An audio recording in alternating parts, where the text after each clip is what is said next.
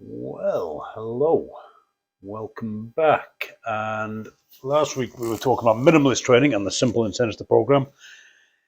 This time we're flipping it on its head and we're talking about varied training.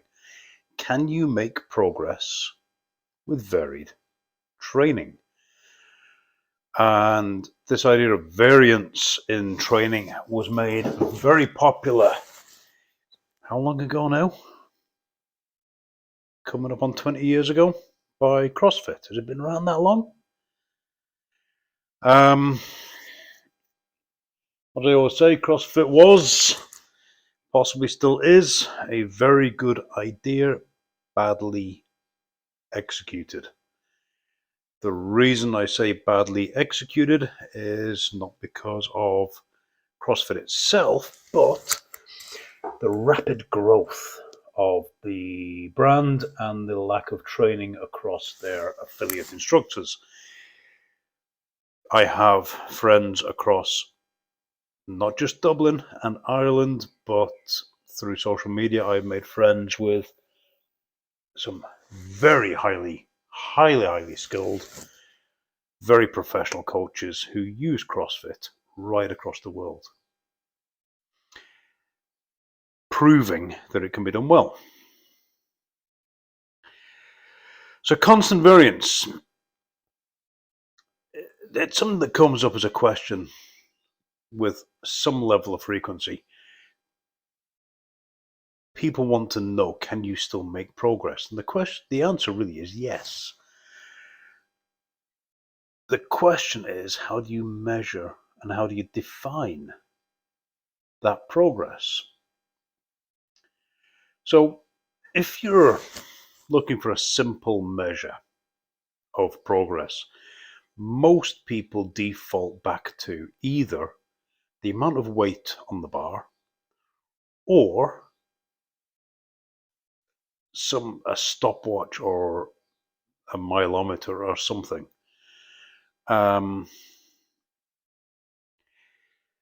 General fitness, though, not specific fitness, general GPP, is more about being a Swiss Army knife, being a Leatherman tool, where, this isn't just one thing. It isn't the best knife. It's not the best set of pliers. Yeah. It certainly isn't the best screwdriver. But it does all of those things adequately well in a pinch. Yeah. If I need a quick job doing, if I'm out and about, this is what I pick up. And actually today, I've got a toolkit there with all the other stuff, the more specialist kit in it. I have a pair of pliers that does pliering way better than that does, but is useless when it comes to cutting. There's a knife in there that is more reliable and stronger than that, but it's no good as a screwdriver. That is your analogy for general fitness. Yeah, it's the Leatherman tool, not as specialized as the screwdrivers and bits and pieces in there, but it does a lot of things well. Now, quick point. If you see me looking about and getting distracted, it is because of this little gremlin. Say hello. Yes, say hello. This is Meg, and she's running about like a lunatic at the moment. If you hear a bit of noise and see me looking off camera, this is why. Good girl. Now, distractions aside. Okay, so we've compared general physical fitness as being like a multi-tool, useful over a range of skills and abilities rather than a single specialized tool. And that is not a new idea. You can think back to a guy called George Herbert, inventor of the method naturelle, which from his work we have the military assault course, parkour, MoveNet, a whole lot of ideas that are popular now largely come from Herbert's work. He was a French naval officer, I believe, in charge of training.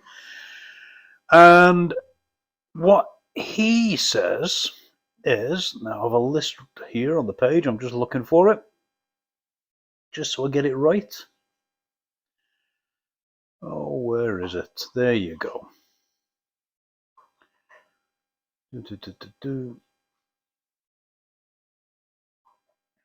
No, I'm not really going to, I didn't write it down, but he had, I'm going to get this wrong now, 8 or 10 categories of practice. So lifting, throwing, running, swimming, climbing, quadrupedal movement, defense, basically some form of martial training, and probably another one. So basically categories of movement. And the assumption was if you are competent across these categories, some more than others, depending on individual abilities, some will always be better swimmers and some will always be better throwers, and do you know what I mean? But you are competent across all these categories, then you will be a well-rounded human animal. All right, you'd be a well-rounded human animal. You don't need to be a specialist in any one thing. Now, if you listen to Ido Portal, that's exactly how he talks. Be a generalist, not a specialist. And they're right to some degree. General fitness. If you're not an athlete competing in a sport, you don't need to be specialized. The problem is, a lot of these non-specialist groups, your CrossFits and your Idos and your whatever else, tend to become specialized in their own little way. Once you create a brand around what you do, it's very difficult to do stuff that's off-brand. So progress in a general fitness, varied training sort of idea. Progress is, it has to be looked at over a longer timeline. So it's a good idea to have sort of challenges.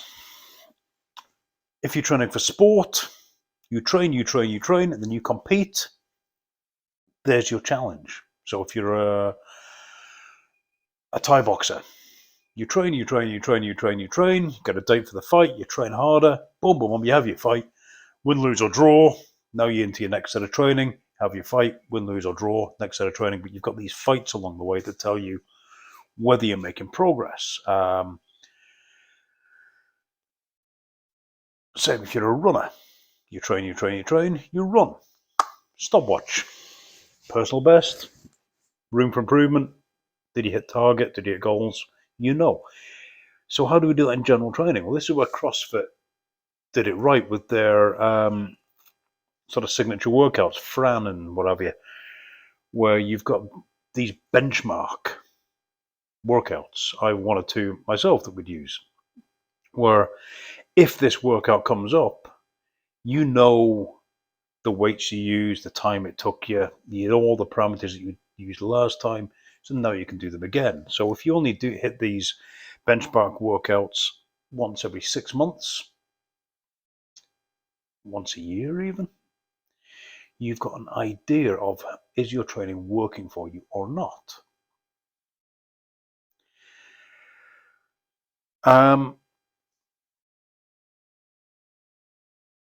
And that's basically it. We have in Wildgeese down in Dublin, particularly our lunchtime and our evening sessions will be varied. They're not random, they are varied. It is mostly trained with kettlebells and bodyweight, although Seb, since taking over, has changed some of the parameters a little bit, which is fantastic. But with the kettlebells, We don't have all the weights. With most of the weights, what we have are the old school 4 kilo jumps. So lads go from pressing a pair of 24s to pressing a pair of 28s. That's an 8 kilo increment. That's a fairly big jump, more so than you usually make on a barbell. What that means is progress has to be really well dialed in. So to go from doing a general fitness workout predominantly with 24 kilo kettlebells to doing it with predominantly 28 kilo kettlebells means that you really must have dialed in those 24s. And it'd be across a variety of exercises and movements.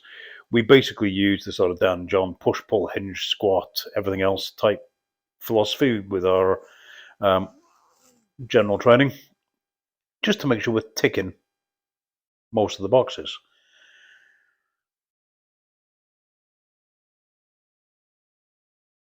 But yeah, that's basically the crux of it there.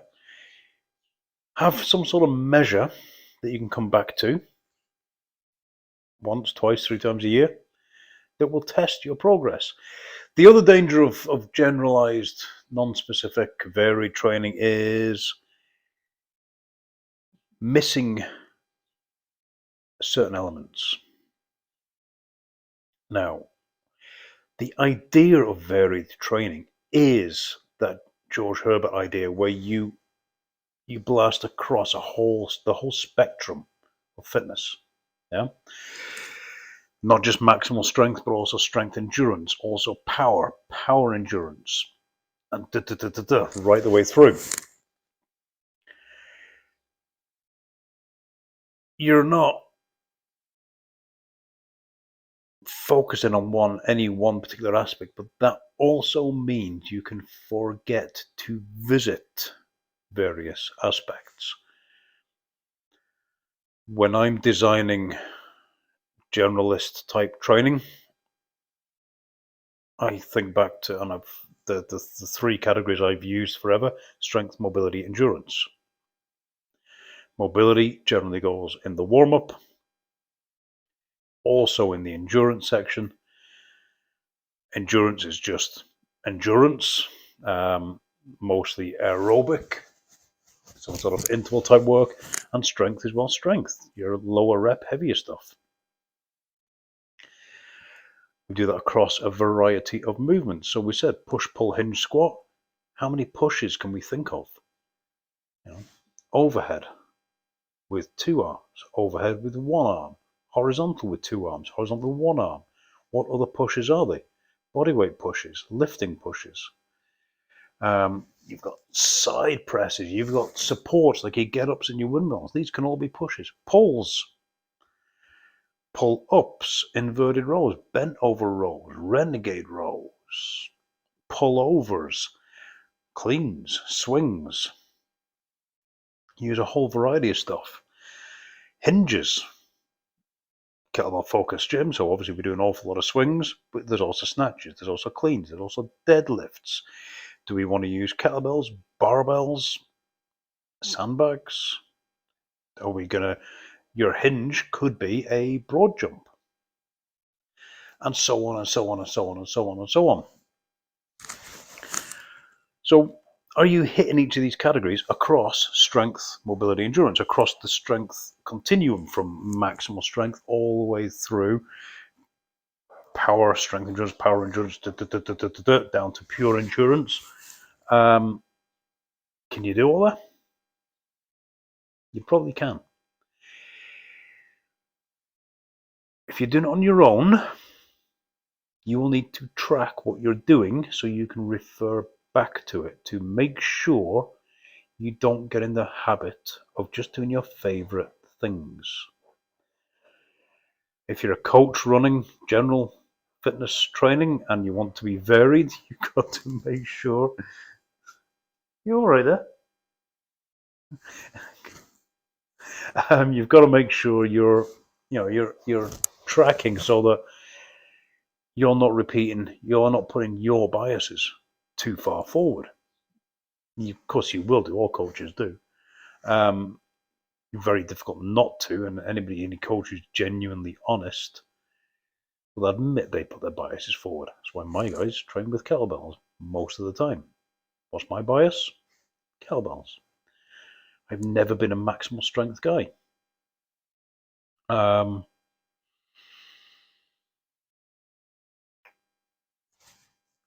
if you track, you will ensure that your training covers a large movement vocabulary across a large swathe of that strength continuum. Some lifts don't suit maximal strength, and some lifts don't suit maximal endurance. But you figure that out pretty quickly. You can do Turkish get-ups for endurance, but probably best to put them further up on the strength segment. You can do swings for endurance, absolutely. You're probably not going to put swings too far up towards the maximum strength end. That would be silly. That's what deadlifts are for. Simple as. So there you go. Can you make progress with varied training? Yes, you can. Should you make progress? Should you do varied training? If you don't have specific needs, if you compete in adventure race type stuff, if you're a generalist by nature and you like to do a variety of stuff, then yes, absolutely, go for it. Would you do better doing specific training? Possibly. Would that bore the shit out of you? Also, possibly. But yeah, make sure you are tracking in some way. Like I said, lunchtime, my Wild Geese Fitness guys, if you've been using 16 kilo kettlebells for a few months, you should be looking at the 20 kilo bells pretty soon. There's a marker of progress. Once the 20 kilos become your standard practice, you should be looking at the 24s. There's your marker for progress. It is simple. It does take longer to get strong using varied training, but that's fine. Strength isn't necessarily the goal. It's one of the goals.